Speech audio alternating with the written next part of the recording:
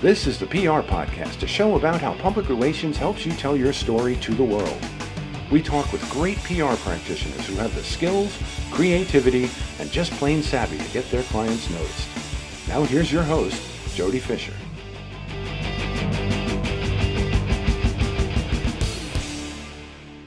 Hey everyone, and welcome to the PR Podcast. I'm Jody Fisher. Thanks for joining us. Well, we've had a busy week here in the PR Garage. If you listened to last week's episode, you heard that I launched my own PR agency after years of working for other people, both in-house and at agencies. I've finally gone out on my own. So the PR Garage is now also PR headquarters, I guess you could say.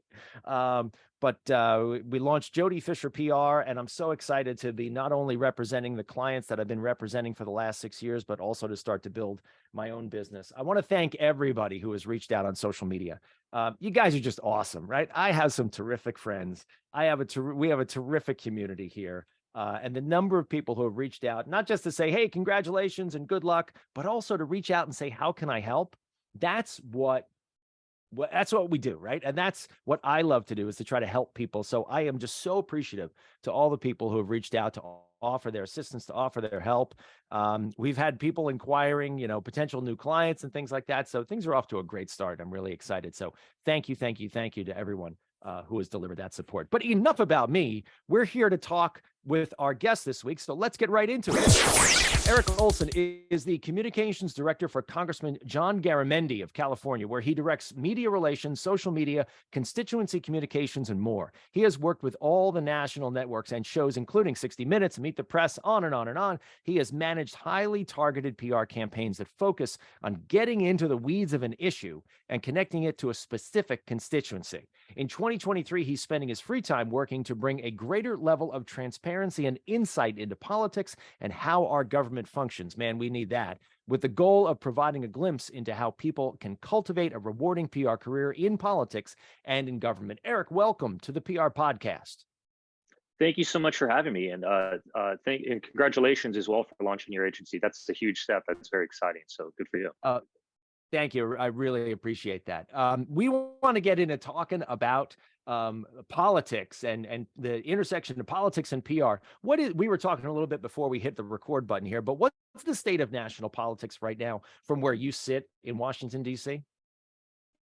Yeah, I've been doing this a while, and I'll say that this is one of the more unique moments I feel that we've been in. And I think everything that's happened the last 6 years has sort of been building towards this significant major inflection point we currently find ourselves in with our national politics. I think, if you polled Americans, when we do poll Americans, a lot of them would define our kind of national discourse right now by kind of near unprecedented levels of division.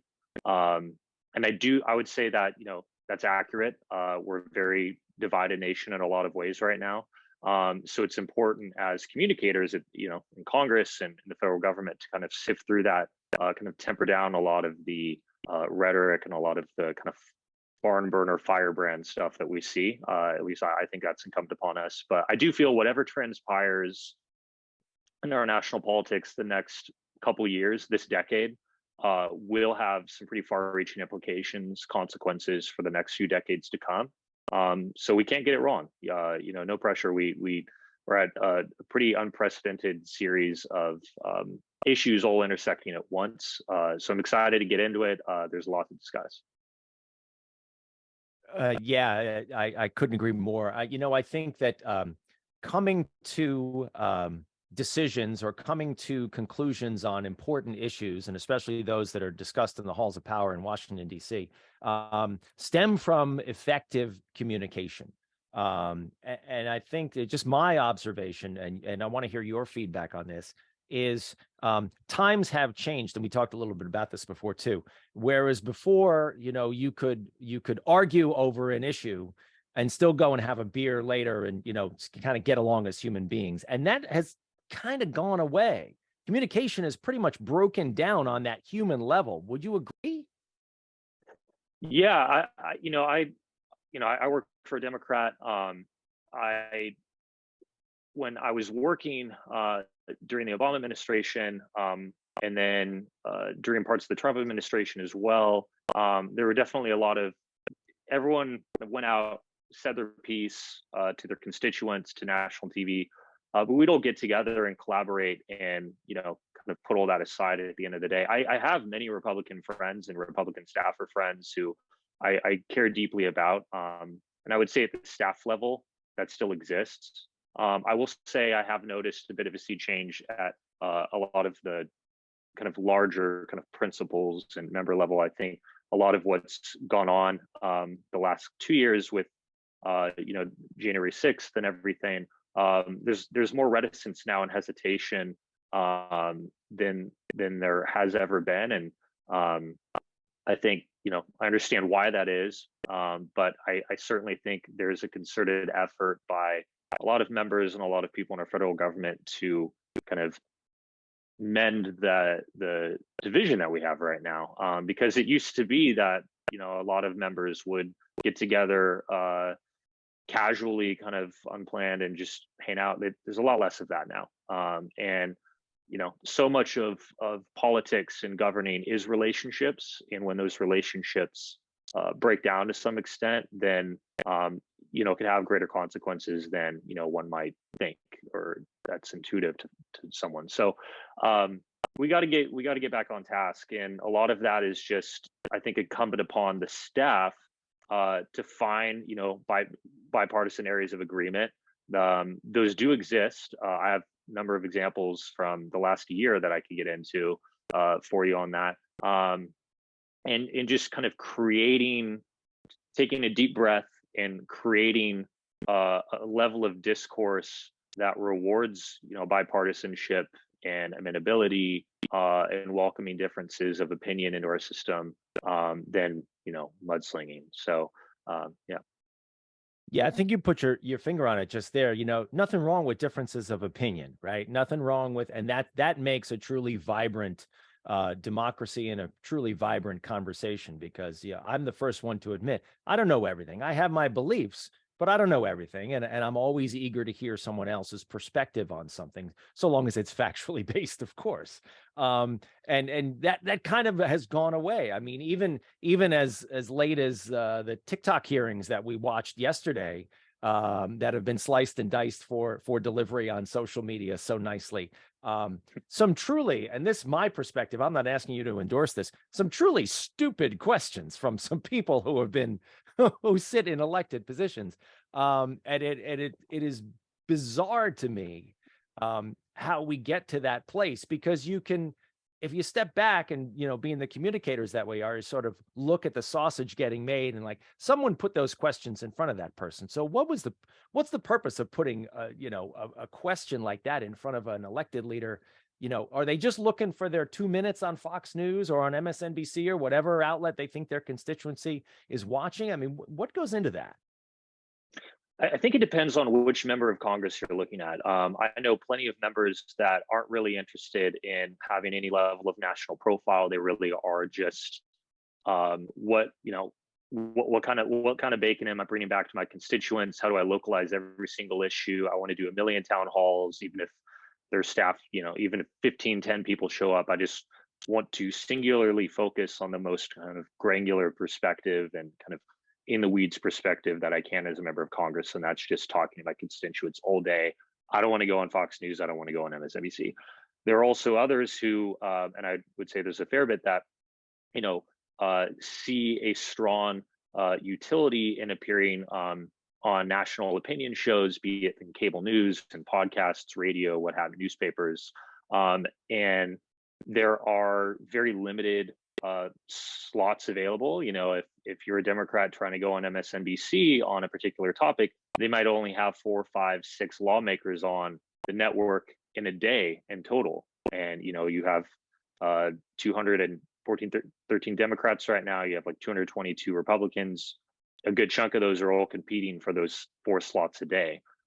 So you have to do something to stand out. And that's where you see this huge firebrand, this very kind of divisive rhetoric. A lot of it stems from the fact that if you want to build a national profile, if you think that's useful for your political career, if you think there's benefit in doing so, you have to figure out a new way to stand out. And so much of what stands out is what elicits strong emotions, be them good or bad, from an audience. So that's why you see, a lot of hearings like that, especially nowadays. Folks are just trying to build their brands, and they're trying to set themselves apart from the rest of the, I'll put air quotes, competition that are their colleagues competing for the same, limited finite amount of interview slots in a given day for a given topic. Yeah, it's challenging to watch and a little bit disheartening to watch. Let's flip the script though and talk about the positive. Talk about the work that you do for your boss. What goes into running communications for any member of Congress? Like, what's on your daily beat? I know I never asked like what's your day to day, but what goes into the way you think about how you're helping your elected leader communicate? Yeah. So, if there is a typical day working for Congress, it's an atypical day. It's sort of a reverse groundhog. I don't think I've ever had 2 days look alike.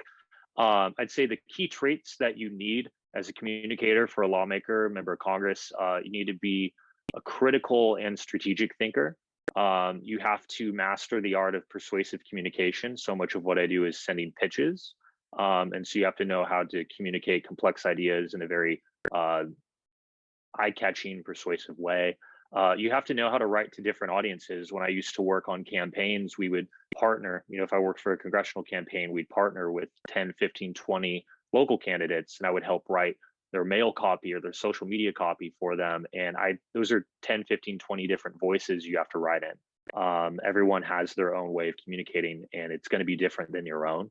So you need to make sure that you know how to write to a variety of different audiences and in a variety of different voices. You have to be highly organized. Creativity is key. I think a lot of people think this is all kind of left brain work. There's a lot of right brain work that goes into this. You need to be amenable to change and a little bit of chaos. So kind of putting that soup of traits together. What do you work on? For me personally, I spend a lot of my time pitching my boss for local, state, and national television, radio, newspapers, podcasts, etc.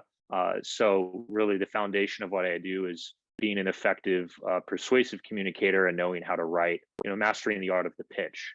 I'd say that's probably my biggest strength in what I do, and it's what I spend most time on. I do all of our social media content, so I'm thinking through narratives that I want to emphasize for different pieces of legislation or topics we're covering, thinking through what kind of framing tools we need to use. And then I'm also writing press releases on priority legislation or work my boss has done for his constituents. We do a very kind of nuanced, very highly targeted newsletter program. In my office, we have about 350,000 of our constituents that we communicate with regularly, and we're not sending one email a week to 350,000 people. There are a host of constituencies within that 350,000, and we need to figure out how we can target a message to the best possible audiences in the best possible way.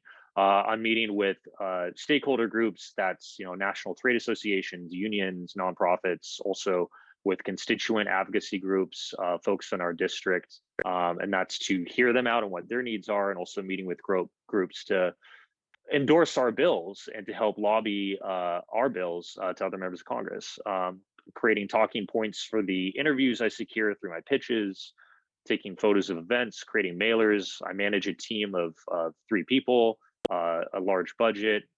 So kind of everything that you can imagine. It's a jack of all trades kind of job here. That's incredible. And you got it yourself and 3 other people are doing all of that, or there are other people involved in the process? Just me heading up a team of 3, and we pretty much execute all that. We have someone out in California where my boss is from and is where his district is, and then we have some folks here in DC that work with me. So it's impossible to do this job without collaboration and taking ideas from any which way they might come. So that's key for us.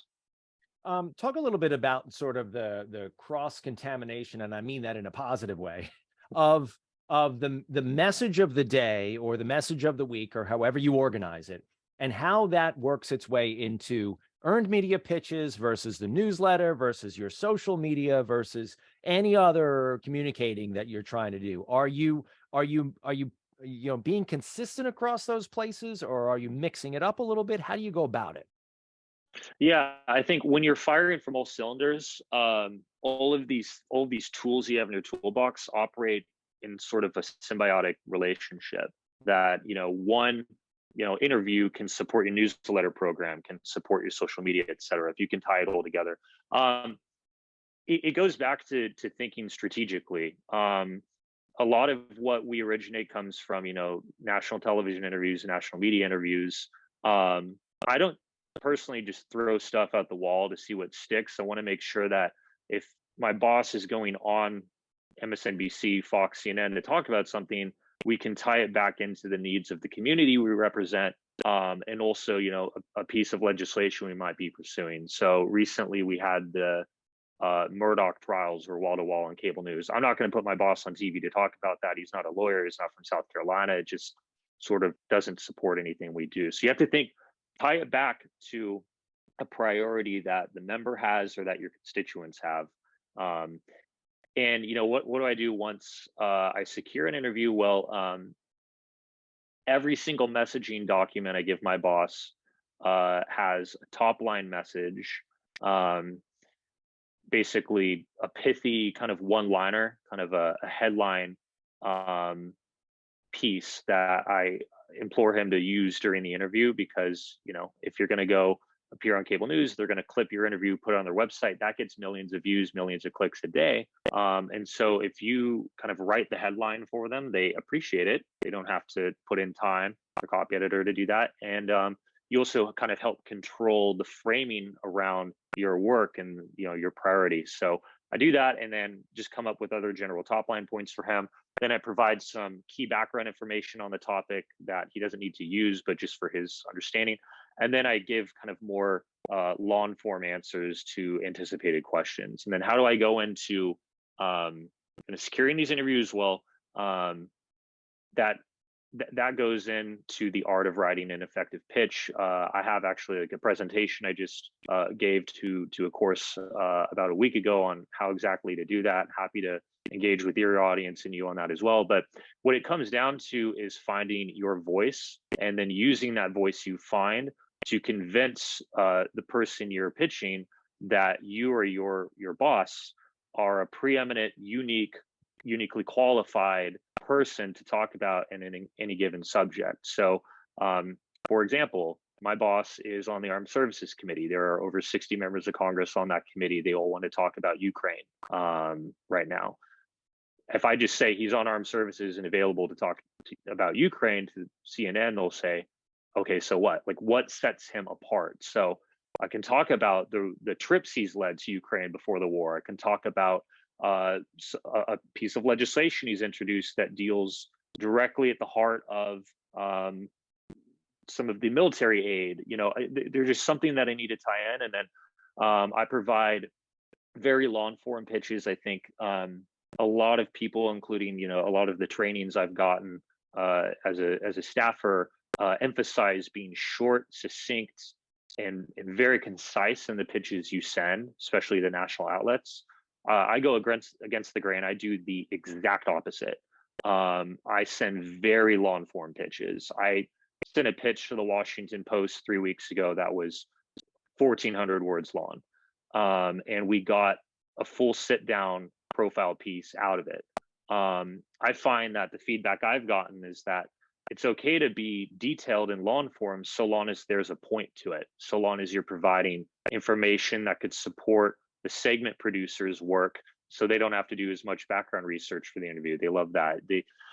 If you're providing relevant stats and information that you're going to use in the interview, if you're providing maybe, if you're talking about Ukraine, maybe there's a photo you have of a trip, a delegation that your boss has taken there in the years past, just as much information as possible, all with the overarching theme and goal of emphasizing that you are the person you're pitching, are a uniquely qualified individual to speak about the news of the day or the topic you want to be speaking about. The other thing I'll add is Reacting to the news is fine and well, but if you can create the news, then that really puts you at the driver's seat. You can control the narrative, and kind of every piece of information, idea that stems from the topic and the coverage is going to be originated by you. So that's that's important to think about how you want to go about doing that in your job. Also, all of the national and local interviews, radio, television, et cetera, that I do supports our newsletter without having, flashy photos or videos. It's just a wall of text that'll get, if I were to send a newsletter that's just a wall of text to our subscribers, it'd get maybe a 10-12% open rate. One that has a thumbnail for a video in the first paragraph gets about 35-36% open rate. So it all supports. Not surprising there at all. Yeah. Yeah, not surprising there at all, right? We do love our pictures. We do love our videos. It's probably the major way that, at least if you're on your phone or in front of a computer screen, how you're consuming your information. But I want to go back there to what you talked about with driving the narrative, and also, those long form pitches that prove a point. I used a phrase the other day in a video that I recorded about talking about pitches and finding the why. I think that's what the best pitches do to reporters or to editors or whoever you're pitching, booking producers, is giving them the why. Why should they care? And why should their audience care, right? And then taking whatever the news of the day might be, and your example, of Ukraine is a great one. It's like, okay, great. What's new about that? Well, you need to do a little bit of the thinking for the reporter or the editor or the booking producer, and saying, well, here's what's new. Here's the new thing. Here's what you might want to cover. Would you agree with that? I think you hit the nail on the head. I think you're 100% correct. And to give you an example of that, about 2 years ago, we introduced a piece of legislation. On its face, I think a lot of people, their eyes would glaze over. It's about highly technical, decades-old U.S. maritime policy and trade issues. And we introduced it with a Republican from South Dakota. And there's 20,000 bills introduced every session of Congress. And, my task was to figure out how to set this aside from the other 20,000 bills it's up against, because it was a huge priority for my boss and the Republican co-lead we had. The specific issue was related to the supply chain crisis that we were experiencing kind of at its peak a couple years ago, where you had all of these shipping containers just sitting at U.S. ports, unable to be unloaded or accessed. So if I just said we have this shipping bill that has 5 co-sponsors right now, doesn't have a hearing scheduled, maybe it'll pass. Odds are it definitely won't pass. No one's going to want to talk to my boss about that. But we introduced it in November, and I got to thinking, all right, what's the angle? What's the why? Why should people care about this? Well, Christmas is around the corner, and no one's going to get their presents. So this bill is going to save Christmas. And then sure enough, we were on Fox Business, CNBC, MSNBC, and then the bill ended up passing. It was mentioned 3 months later. It was mentioned in President Biden's State of the Union address. When it was signed into law, the president came out to California to sign it. So it became this huge priority for the administration on how they branded their ability to combat the supply chain crisis. And it all goes back to getting eyes on it, because we answer the question, why does this matter, to all the booking producers I had to talk to. And it taps into the why always taps into what it means for people, what it means for regular people. There is a local business reporter here in New York who just retired from a very long career on All News Radio. A terrific guy. I got to work with him when I was there at that radio station. But I sent him a quick note of congratulations, and I said that to him, actually. You've always taken business, which is a lot about reports and numbers and data and things that kind of boring, right? And you turned it into why it matters to people. What does this information mean to the average person to the business person to the person sitting in an office or working in a factory or taking their kids to school or whatever. Why is this information important? And I think that's what we do as communicators, and that's how we are most effective for the people we're working on behalf of, whether it's a sitting member of Congress like you, or whether it's a private client like mine. Finding that why is sort of the core of what we do, and everything else really is kind of tactics. Let's get into some of those tactics. Who are you going after when you're pitching, when you're trying to land those big interviews? Are you going to reporters? Are you going to editors? Who are you going to? Yeah, it really depends on the type of story I want to tell. So, I wanted to do a long form piece on my boss's recent work to address climate change. So, I didn't think we could tell that story in a 5-minute interview on national television. So I went and reached out to a bunch of climate reporters at the Washington Post, USA Today, et cetera. So I think you need to consider when deciding who you pitch, what do you want the conversation to look like? And what's the best medium, what's the best forum through which you can have that discussion and that conversation. So the other piece of it is, how do you find the people to pitch? Let's say you want to talk about news of the day. Okay, you want to go on cable news, you want to go on a national outlet. You need to call or preferably email what's called the show's booking producer. And there's databases that exist out there that I'm sure your listeners know of, where you can kind of track who's who in the media, who works for which show. Those oftentimes aren't fully complete. So I maintain my universe a lot by literally just going on LinkedIn and typing booking producer, insert show. Also keep in mind that different shows called their booking producers something different. At CNN, they're called editorial producers. CNBC, they're called talent producers. So learning the vernacular will support your ability to discover who to pitch and know who to pitch. And then it's different in radio and newspapers, but it really all goes back to, what's the story I want to tell, knowing which medium is the best forum through which to do that, and then identifying the personalities that exist within that medium, within that context, that you feel are kind of best equipped to ask the most substantive questions and elicit the best answers out of you or your boss. These are all the things you need to consider every time you pitch someone, big or small, and that's what I do every day. That's fabulous. That's fabulous. Do you work with young people who are coming up in the area that you're in, the intersection of communications and politics? And what would you say to people who want to get into the line of work that you? I do a lot. That's actually something that I'm trying to focus on in my work ahead, is there really is no handbook on how to do this at all. If someone is college student or a recent grad that's trying to figure out, how do I want to work for Congress, but I don't know how to break in to do that. I really do want to try to help mentor and kind of inform those folks as best I can.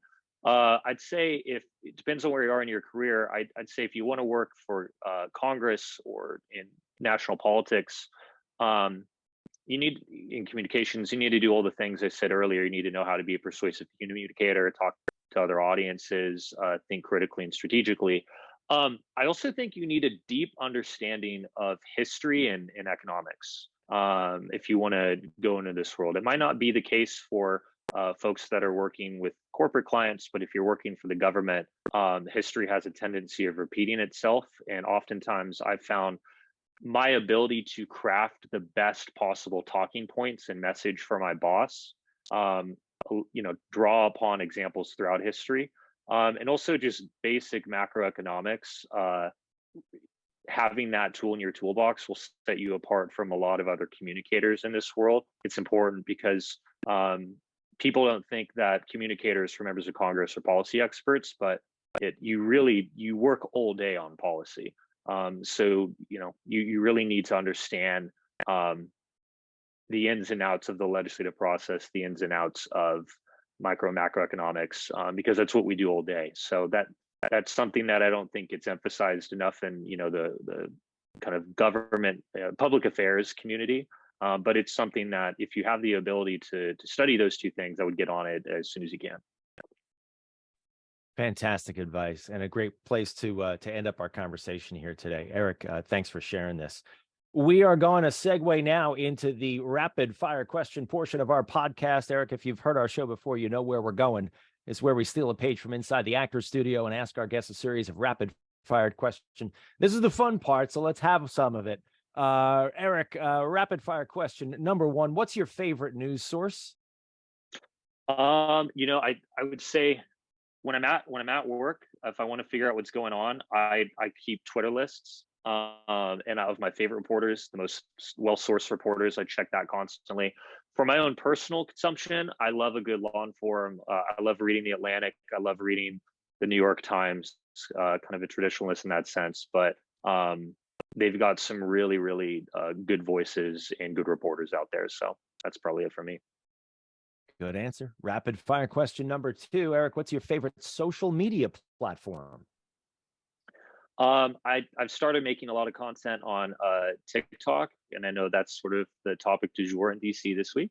But for my personal use, that it would probably be TikTok. I also professionally really think there's a lot of value in LinkedIn. I also think not enough politicians really make use of LinkedIn. That's every member of Congress has a Facebook, a Twitter. Some even have TikToks. Not as many LinkedIn's out there as you would think. So I think we should do a little bit more of that in government. I agree. Sounds good. Rapid fire question number three. This could be an interesting answer here. Coffee or alcohol? For me, I got to go with coffee. Especially nowadays, this year, there hasn't been plentiful sleep for me in the last few months. We've just been busy up in DC. It might not seem like a lot is going on all the time, but there's quite a bit going down right now. So I couldn't survive this year and years past without my coffee. Although sometimes the way things are going on Capitol Hill, I imagine the alternative probably crops up every now and then. There's several impromptu after work drinks that happen out of necessity sometimes. All right, we can't blame you. Rapid fire question number four. What's your favorite on the run food? Give us some congressional flavor here. So I think I've been an East Coaster now for a long time in my book, but I'm a West Coaster at heart. Californians are like salmon. We always have to go back to our roots where we were born. So I think a lot of people would assume I would say In-N-Out given that, but no, it's got just a good old fashioned bean, rice, and cheese burrito. Could never go wrong with that. That's my kind of desert island food. One meal for the rest of your life. I got to go with Mexican food, a good burrito. Yeah, we've had a lot of West Coasters on here, and that answer is consistent across the board. And I got to agree with you. Even I'm an East Coaster, I skew pizza, but you guys got it going on with the burritos. Rapid fire question number five. Eric, what do you want to be after you finish this career? I love that question, and that's something I've been thinking about recently. I'm not trying to make any moves. I love what I do, but I think down the road, I would love to get into teaching. We kind of alluded to it earlier, but I would love to connect with folks that are aspiring to work in this field, and kind of answer the why for them. Why you should do this, why it's important, why in the face of kind of unprecedented division, it's even more important to get involved in this field than ever before. And then also the how to do this, and just helping the next generation of folks that will be in my position one day, get these jobs and do them as well as possible. Great perspective. Eric, this has been a great conversation. Please let people know how they can find you online. Yeah, so I'm available, on LinkedIn, just Eric Olsen. You'll see me right there, communications director for John Garamendi. I'm also active on Instagram. You can reach me at Eric Olsen 4, and then I'm also on TikTok at Eric Olsen 44. So ERICOLSEN 44. Sounds good. As long as TikTok's there, we'll look you up there. Yeah. It's a good question. Yeah, well, we'll see what happens. We will see what happens. Thanks again, Eric, for spending time with us. And thank you, everyone, for listening. Please remember to subscribe to the show, connect with us on Facebook, Twitter, Instagram, and TikTok at The PR Podcast, and send us a question or a comment. Our intro is by Christopher Appold. You can find him and his fantastic photography on Instagram at Christopher_APPOLDT. Check him out there and hire him for all your photography needs. You can find me online at Jody Fisher on all the socials and on the web at jodyfisherpr.com. We'll see you next time on the PR Podcast.